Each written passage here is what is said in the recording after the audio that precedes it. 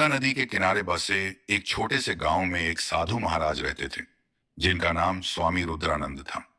गांव वाले उन्हें बहुत पूजते थे क्योंकि उनकी छवि एक महान संत की थी। वह लंबी जटाएं रखते, साधु वेश में रहते और प्रवचन देते थे। लोग उनके पास अपनी समस्याएं लेकर आते और वे बड़े ही सहज ढंग से उनका समाधान बताते। लेकिन कोई नहीं जानता था कि इस साधु के पीछे एक काला सच छिपा था। स्वामी रुद्रानंद अक्सर गांव की महिलाओं को उपदेश देते कि सच्ची भक्ति में सब कुछ त्यागना पड़ता है।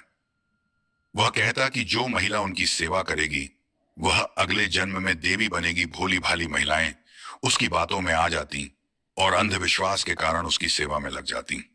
साधु का असली मकसद यह था कि वह अपनी कुटिया में आने वाली महिलाओं का शोषण करे।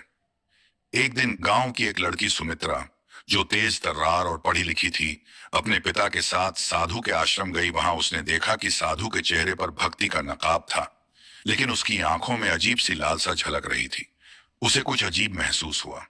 सुमित्रा ने ठान लिया कि वह इस साधु की सच्चाई सामने लाएगी।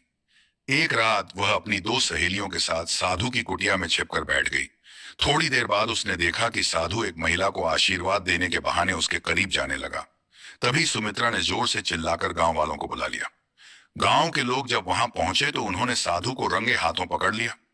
पहले तो उसने सफाई देने की कोशिश की, लेकिन जब लोगों ने उसकी कुटिया की तलाशी ली तो वहां से कई महिलाओं के गहने और कपड़े मिले।